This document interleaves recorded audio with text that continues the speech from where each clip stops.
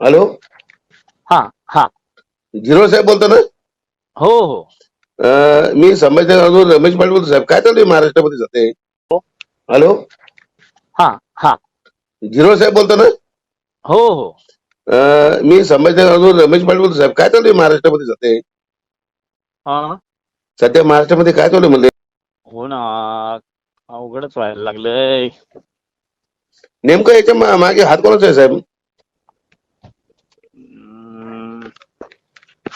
नाही, आता तसं डायरेक्ट हात कोणाचा आहे हे सांगणं तसं अवघड आहे.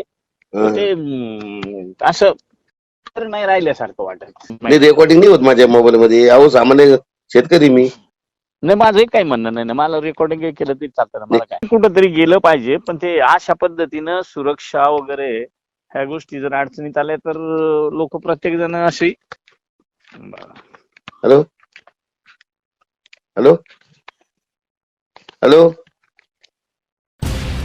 तर मंडळी, हे आहेत रमेश पाटील आणि त्यांनी नरहरी झिरवळ यांना या कथित व्हिडिओच्या संदर्भाने ही विचारणा केलेली आहे. तर याच व्हिडिओच्या संदर्भाने ज्या तृतीयपंथी यांना या व्हिडिओमध्ये आपण पाहिलेलं आहे, त्यांनी मुंबई मिरर यांना एक इंटरव्ह्यू दिला आहे आणि या इंटरव्ह्यूमध्ये त्यांनी सांगितलेलं आहे की सोशल मीडियावर व्हायरल होणारा व्हिडिओ हा मोडतोड करून तयार करण्यात आलेला आहे. व्हिडिओ चुकीच्या पद्धतीनं एडिट करून खोट्या पद्धतीनं चुकीच्या अवस्थेत हा दाखवण्यात आले असल्याचं ते म्हणतात.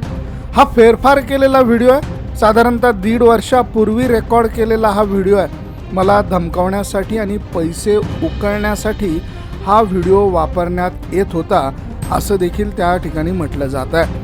तर हा फेरफार केलेला व्हिडिओ 1.5 वर्षापूर्वी असल्याचा या ठिकाणी दावा केला जातो आणि त्यातल्या त्यात हा माझा भाऊ रवी यादव याने 2-3 क्लिप एकत्र करून हा व्हिडिओ बनवला आहे आणि यामध्ये दुसऱ्या कुणाचे तरी फुटेज ॲड केलेलं आहे असं देखील यामध्ये सांगण्यात आलेलं आहे.